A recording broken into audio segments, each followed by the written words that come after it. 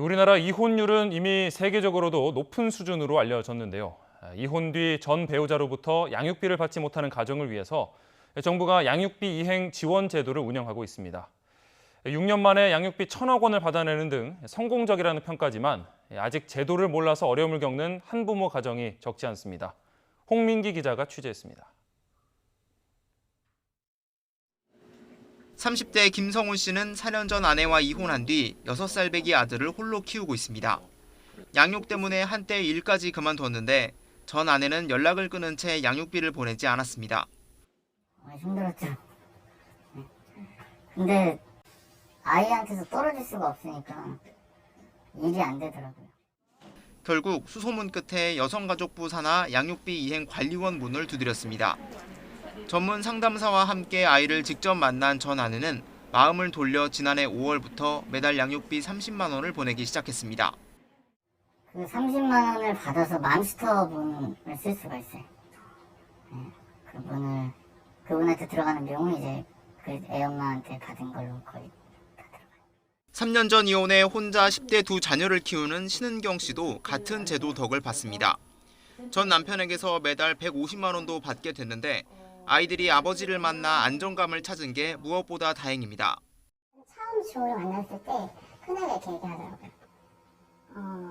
엄마 내가 아빠가 필요 없는 줄 알았는데 그리웠더라고요.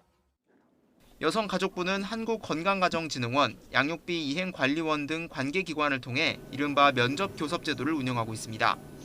전문 상담사 관리 아래 헤어진 어머니 혹은 아버지가 자녀들을 만나게 해 자발적인 양육비 지원을 끌어내는 게 목적입니다. 지난 2015년 시작해 지난 8월까지 6년 만에 7천 건에 걸쳐 1,000억 원 넘는 양육비를 이행했을 정도로 성공적입니다. 앞으로 이런 이행률을 높이기 위해서 자발적으로 이행을 하는 게 너무 중요하기 때문에 이 면접교섭 서비스를 확대해 나가고 현재 만 18살 이하 미성년 자녀를 양육하는 한부모 가정은 약 50만 가구. 이 가운데 70% 정도가 양육비를 받지 못하고 있는 것으로 추산됩니다. 양육비 이행 지원 제도가 있고 지난해부터는 양육비를 주지 않는 부모의 운전면허를 정지하는 등 법이 강화됐지만 감추고 싶어서 법을 몰라서 꺼리는 경우가 많은 겁니다. 정부의 양육비 지원을 경험한 사람들은 가정을 위해, 아이를 위해 혼자서 짐을 질 필요가 없다고 당부합니다. 그냥 혼자 앓고 있지 않았으면 좋겠어요.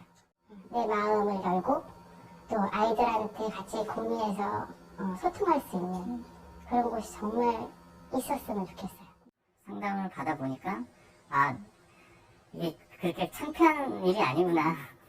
혼자서 아이를 키우려고 하는 내 모습이 불쌍하다고 생각했었는데 그렇지 않은 거구나. YTN 홍민기입니다.